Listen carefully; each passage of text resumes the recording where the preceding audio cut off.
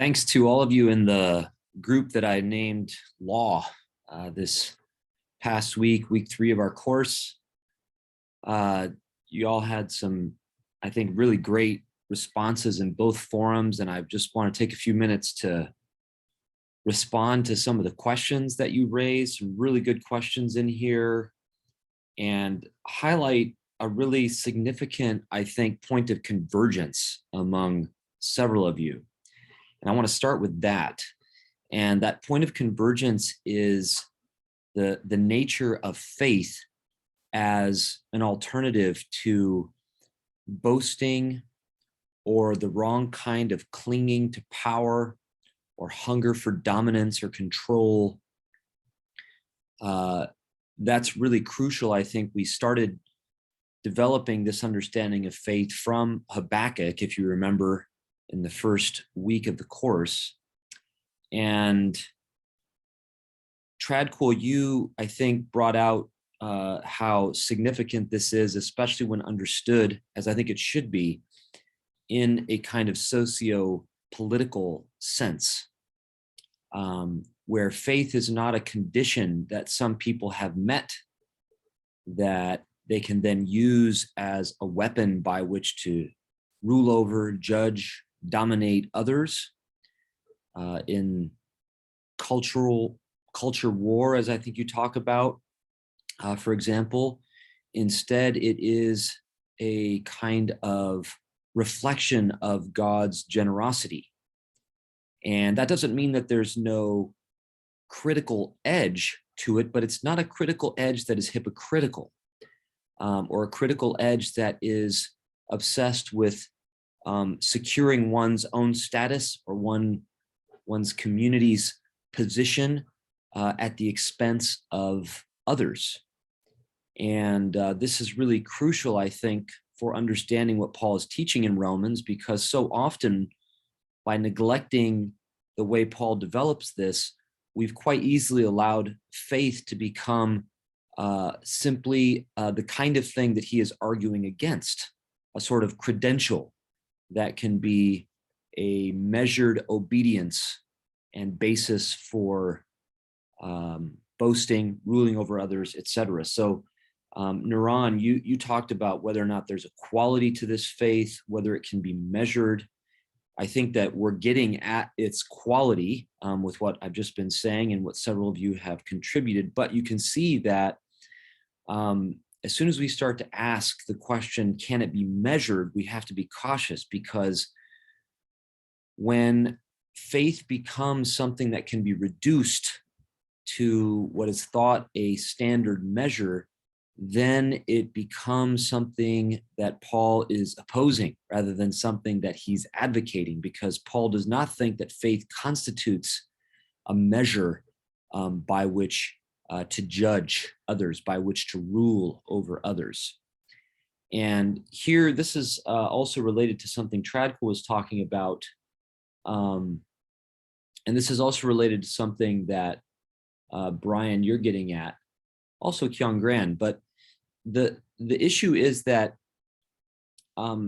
faith is not something whose kind of quality is separable from other conditions of life, cultural, political, social, economic. So you will often have in our day people of a dominant position claiming that they're simply exercising faith as if it were culturally or politically neutral, when in fact faith always takes a kind of bodily shape and therefore involves cultural, political, and other kinds of expression. And that is crucial to remember, so that we're not hiding behind faith a whole bunch of forms of power that are actually opposed to the faith that Paul is teaching us here in Romans. This is where Kyung Gran, your comment in Forum 2 is especially welcome. You're talking about how faith, as Paul develops it, is a gift of God that empowers us to share with one another and with others.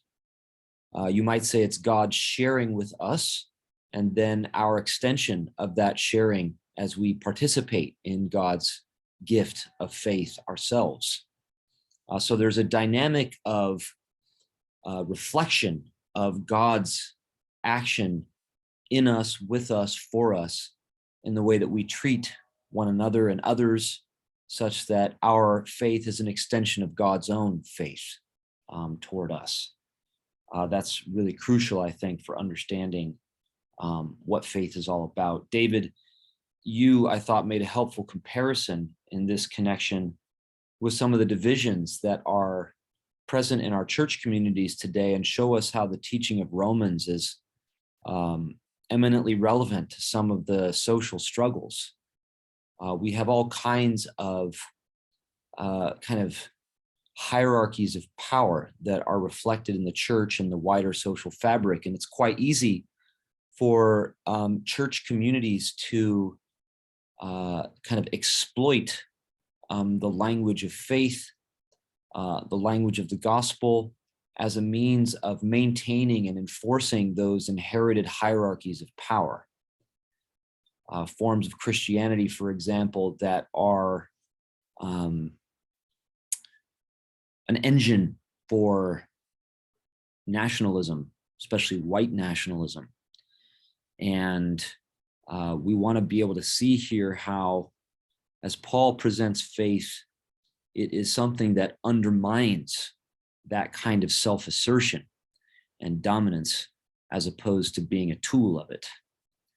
So there are all kinds of ways in which we want to tell the story of God's faith becoming our faith in Christ, so that our church communities become witnesses to God's hospitality, rather than fronts of struggle in a culture war or a battle for political dominance or something like that. And this maybe gets Naran at some of your questions about pastoral implications of these matters.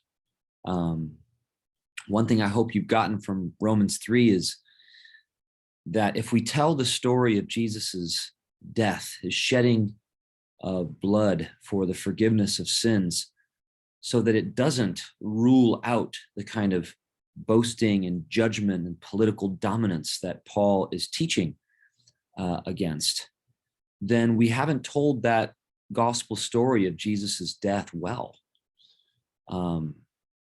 So when we talk about atonement, when we talk about Jesus's death as sacrifice, if these become sort of transactional matters that don't disrupt hierarchies of power, then I don't think we're doing justice to the story of the gospel that Paul is teaching us. Brian, this is related to something that you talked about, where I think you're picking up on the fact that Paul is not just concerned to talk about whether or not anybody is righteous or has a right status before God, or what the proper mechanism is for justification. He's concerned with how we all fall short of the glory of God, insofar as this relates to our inability to judge, insofar as it would make our rule over others hypocritical, rather than an expression of faith, which is a kind of humility. So that's important to remember, that Paul's rhetorical concern is not simply with the status of people before God, but it's with the way people relate to God and one another, so that their knowledge of God becomes an expression of their hospitality, as God has been hospitable with them. That's what we're after. So thank you for that, Brian and Naran. Sarah, I appreciate something you're saying in your post. It's on a little bit of a different track, but you note, I think, how Eliot's claims about the different voices of Paul in this section can get a little convoluted. And there do appear to be some kind of conflicting lines of reasoning about judgment according to works in chapter 2 versus the way that Paul unfolds judgment in chapter 3. But I tend to agree with you that we should not overplay the distinction in voices. I think that Paul's voice is his own, except when he is asking a rhetorical question in the voice of a critical interlocutor. He's sort of voicing an objection, but then I think he turns directly to respond to that, rather than thinking of Paul's teaching, whole paragraphs or sequences in two voices that are hard to untangle from one another. So I tend to agree with you there. Maybe lastly, just come around to you, Priscilla. You seized upon, I think, what is an important theme that emerges here and will become more prominent, especially as we get through chapter 5, and that is the theme of love as it relates to law. And that's probably an unusual connection. I think often we don't think of law as an expression of love, but for Paul, I think quite clearly it is, because love is what the law commands.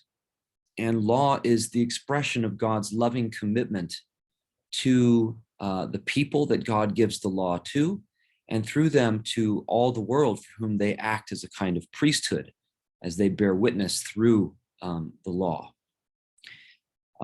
So that's something that Paul is going to teach explicitly in Romans 13, for example, that it is finally love that fulfills the law, and love what the faith of Christ empowers in us. So that's a great way, I think, to tie these things together. And as you say, law is not just rules. I've mentioned this before, and you call attention to that. You can think of law in some ways in this section as a ruling influence, so that Paul can talk about boasting being ruled out by a law of faith. And he doesn't mean that faith gives us the same kind of rules, shall we say, that some of the laws of the commandments of the law give us. It doesn't carry quite that same character as those commands, but you might say gathers up those commands in their fullness in terms of the life that they point us toward. That's what love does, and that's how love can even act as a law, not as something that threatens us with punishment when we don't comply, but as something that urges us on. It does command us, but then when we fall short, it is in solidarity with us. And this is something that's actually crucial to the nature of faith for Paul. Faith is not something that distinguishes the faithful from the unfaithful. Faith, as it is revealed in Christ, is itself solidarity with the unfaithful. And that affects how we might use faith in describing our life in relation to others. So good word there, Priscilla. And I think that maybe, Naran, this answers your initial question. If someone were faithful, could they judge? And the short answer to that, I think, is that it's sort of like asking, if a square were a circle, would it be a square? In other words, there's a kind of contradiction in terms between faith and the sort of judgment that Paul is discouraging. The law does not, in fact, hold itself out as a impossible standard that nobody can keep, and therefore, it shows all to be guilty or something like that. And then that it doesn't sort of give itself as a false hypothetical. Well, if you could keep all these commandments, then you would be able to judge. Instead, the law itself includes provisions for forgiveness, for reparation when the law has been disobeyed. That is part of the law. So the law does disclose the sin of the human, but it discloses the sin of the human as something that God is concerned to address, and uh, that God is with the people of God to address, and does not simply abandon them, you might say, to the consequences of their sin. So that's a key dimension of the law, and consequently, I would say that faithfulness does not constitute a basis of judgment, but is itself, you might say, the fullness of God's solidarity with us, and therefore our solidarity with one another. Not a basis for judging one another, but a way of seeing ourselves in one another and being invested in each other. And that actually delivers a different kind of rule, a kingdom that comes from God, as opposed to a hypocritical kingdom that is sort of usurped or claimed by a human power. Hope that these comments and responses are helpful to you. Again, thanks for a rich conversation and for pressing into the material, and really a dense and difficult passage, as you said, Sarah, this week. Great to be in conversation with you, and thanks again for your good work.